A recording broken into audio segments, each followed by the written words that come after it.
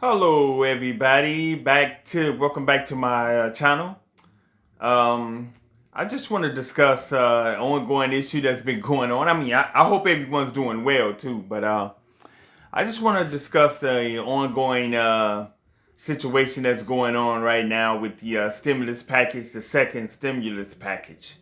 The top four components that we have supposedly getting this stimulus package together is on the Republican side we have the White House Chief of Staff Mark Meadows, the Treasury Director Stephen Mnuchin, and on the Democratic side we have the House Speaker Nancy Pelosi and the Senate Minority Leader Chuck Schumer. Okay. So, I did a video earlier about the stimulus package too. You could check that out. But I just want to talk about, we're on this September 4th, 2020, and we still don't have a stimulus package deal, and they still seem far apart from coming to a deal. And I'm just kind of bothered by how they're trying to paint House Speaker Nancy Pelosi as the enemy. She's the person holding up this whole thing. Like her and her alone. She's the villain. She's stopping payments to us. She's stopping unemployment. She's just the villain, and they just want to paint her as the villain. Nasty Nancy. That's what they're painting her as. And I'm just thinking about that, and I'm saying, wow, this is. I'm looking at this, and I'm saying, wow, this is.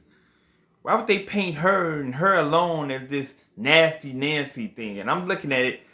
Nancy Pelosi and the Democrats, they came up with a HEROES Act, and I gotta repeat this again, with a total cost of around $3.4 trillion that was presented, and it actually passed through the House, but it was shot down in the Senate. But they presented this in May of 2020. Now, we're in September of 2020 now, so they presented that in May of 2020. That was 4 months ago. And, we had a price tag of $3.4 trillion or something like that. The Republicans did not really respond or come with a counter offer at that time. They had months. They took 2 months to come with a counter offer, and they came 2 months later after the HEROES Act was presented, and they presented the HEALS Act I think it was like the end of July 2020 or the end of July 2020, like that. So they took about 2 months to come up with their own act that they wanted, their own bill, their own, the HEALS Act. So, and their total price tag of their HEALS Act that they presented, the Republican side presented, was $1 trillion. So you have a HEALS Act that's presented by the Republican side that was with a total cost of $1 trillion. And you have, from May 2020, you have a HEROES Act that was presented by the Democrats that had a total price tag of $3.4 trillion. So in these negotiations, because the Democrats opposed the HEALS Act that was presented by the Republicans in July of 2020 because they said it was too small. It was too small a price tag. It was too narrow as far as what it would cover. They basically did what the Republicans did to them for their HEROES Act. HEROES Act, the Republicans claimed that it was too much. The price tag was too much. That was one of their issues. Price tag was too much. They had other issues about giving aid to the states and cities and all that was struggling and all that. They had other problems with the bill, as well. The HEROES Act. The Republicans had problems with the HEROES Act. Like the Democrats had the problems with the HEALS Act presented by the Republicans because they said it was too small. So so they go back debating back and forth, over certain issues. So in this time, we've seen the Senate go on their vacation or break or whatever they go back to their home states. We've seen the House pass a bill for more aid to the United States Postal Service. Had a special meeting called the Senate, the House, the representatives, and members of the Congress back to vote on it. A package for the United States Post Office. We've had all this happen.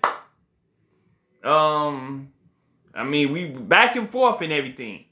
We've seen the Democrats are willing to lower the price tag of their original HEROES Act price tag, the total cost, from $3.4 trillion to $2.2 trillion. The Republicans said that they're willing to raise their price tag of their original HEROES Act to $1.3 trillion. So, approximately $1.3 trillion. So, in that, we got $900 billion total price tag difference between the two, between the Democrats and between the Republicans. Now, the thing that gets me is, if you're looking at it and you want to accuse Nancy Pelosi of being such nasty Nancy Pelosi, the original HEROES Act they presented in May of 2020 had a total price tag of $3.4 trillion.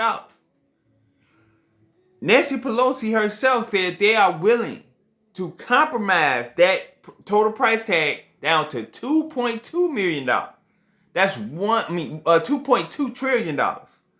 That's $1.2 trillion less than the HEROES Act, the original HEROES Act that they presented. Now the Republicans say that they are willing to go up to $300 billion more than their original proposal that was proposed in the HEROES Act of $1 trillion price tag. So who's really being unreasonable here? Who do you believe, just based on that, is not compromising in a fair way, or trying to compromise in a fair way, or who being fair in their negotiation process, in this negotiation process? And why are the Democrats in general in a lot of areas are being painted or be looked at as the villains here? Like, why they to me they're looking like they are trying to compromise. It's like they're more willing to compromise than the Republicans are showing that they're willing to compromise. So I don't understand why the Democrats are being looked at as these villains, like Nancy Pelosi and Chuck Schumer, and the Democrats are looked at as these villains. The Republicans, they're steadfast on this $1 trillion or $1.3 trillion, which is stingent right there. So why should the Democrats, see, the Republicans are not quick to want to compromise with the Democrats. Why should the Democrats be quick to want to just jump and compromise with the Republicans? And then you got this other thing where the Republicans want to come up with these skinny bills, where they're going to say, okay, since we agree on certain things here, Democrats, we agree on the direct payments to citizens, U.S. citizens. We might agree on a boost in the unemployment benefit. We might agree on this, X, Y, Z. So let's just agree on those, make a package on those, and deal with the issues that we're in competition with. Let's deal with those later. So that's another way they're trying to paint the Democrats as being the guilty party here.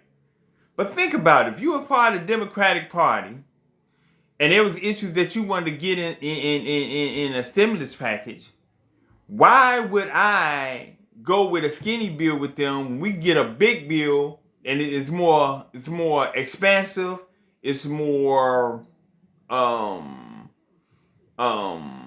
it can handle all the situations in one bill right here. We can take care of it, because if you're really thinking about dealing fair practices in these negotiations, why would you want to do this skinny bill? See, because I kind of understand House Speaker Nancy Pelosi on this.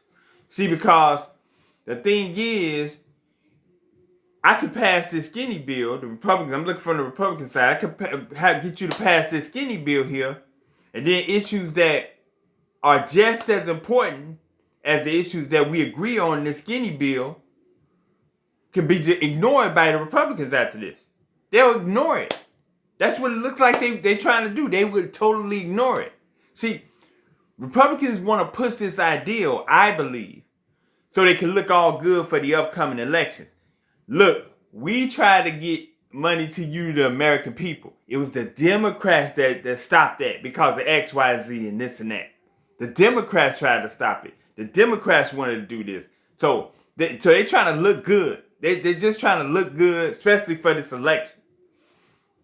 But, right now, like if they don't come up with no package though, let's say if they'll come up with no deal.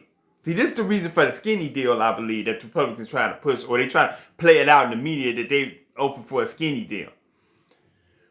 If they don't come up with any type of package, they fear that the American public, us, will look at both parties and refute both of them for this upcoming election. They're fearing that. They're really fearing that.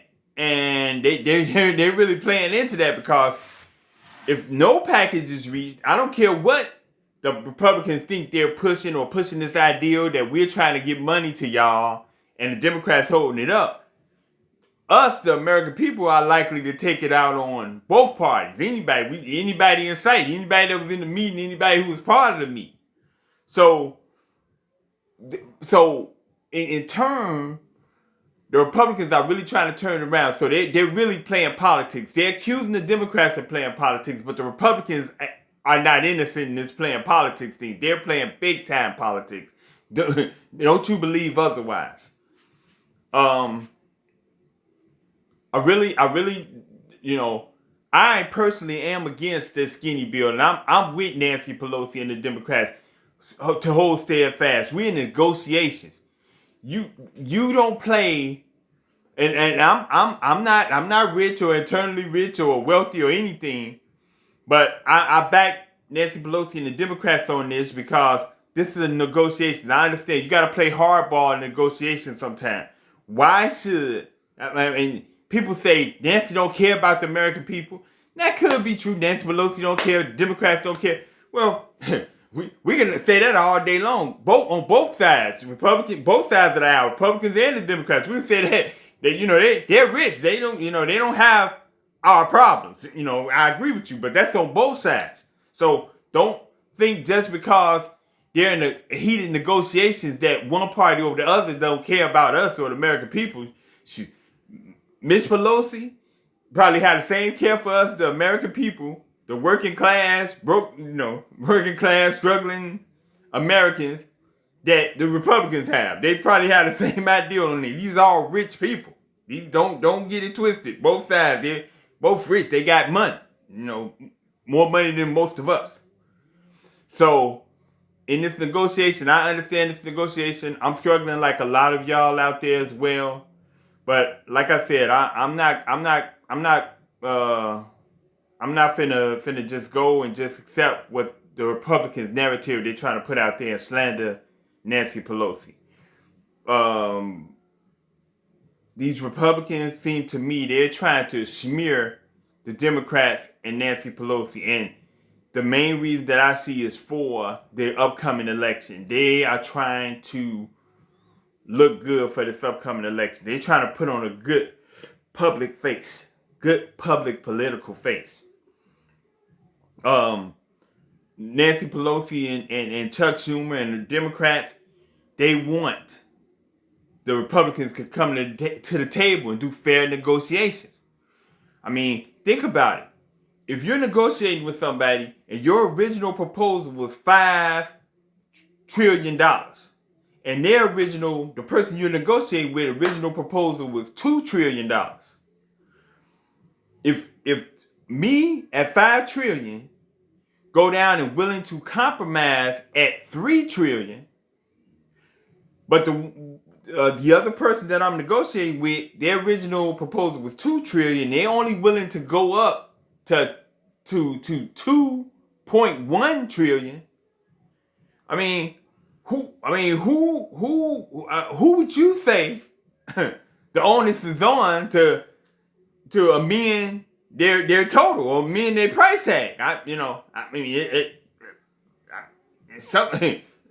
Who do you think trying to be more fair in their negotiating? Who's being more fair? Who's trying to negotiate in a fair way?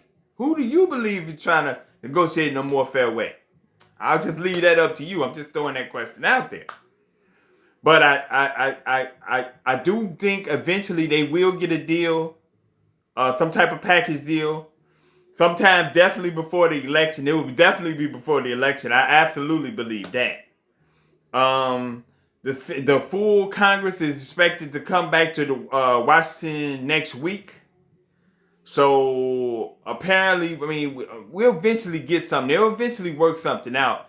And I'm kind of interested in how or what are they gonna settle on? What's the proposal that they're gonna come to terms on? How it's gonna look? I'm really interested in that.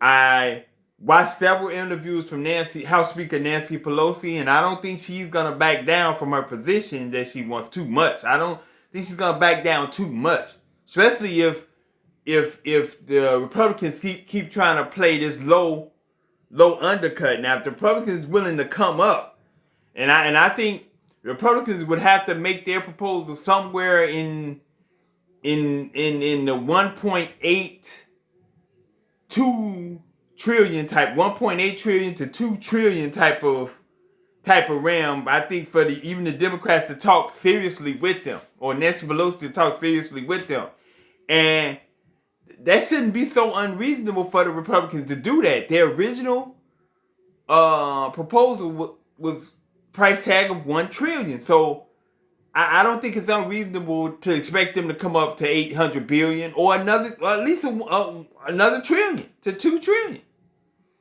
The Democrats came down 1.2 trillion off their original price tag. So, Republicans, let's make this happen. If y'all really want to make a deal, if y'all really want something for us, the American people, to make our lives a little bit easier through this pandemic, y'all show, the proof is in the pudding. Why don't y'all show us what y'all about instead of talking about, try to play these politics, try to paint the other people as the bad guys. Do something about it. But that said, I just want to say, don't be so quick to villainize Nancy Pelosi or Chuck Schumer or the Democrats in this issue, because the Republicans are playing, they're really playing a dirty or underhanded type of game right now. And like I said, I believe they're going to come up with a proposal that they agree upon. It's going to be sometime before the election. I have no idea when it's going to come, but I believe it's going to come definitely before the election. They're going to come up with something. Like I said, I'm interested in find out what they finalize on. But we will see. And what's your thoughts on it? Do you have any thoughts on what's going on? Who do you blame for this fiasco? Maybe you blame President Trump for the fiasco. I don't know. Who do you blame for this fiasco? And I just want to say to everybody during this pandemic, and I know economic struggles, I just want to say that, I want everybody to stay strong and stay uplifted. This is just a challenge. We're going to overcome this all together. And like I said, I know it's rough. I'm struggling too. Like I said, I'm not eternally rich, but so we're gonna make this together. And I would wish the best for everybody out there and your families. And just stay strong and be safe. And if you make any comment about this video, or you got any thoughts, like I said, you comment below. And be safe and peace to everyone.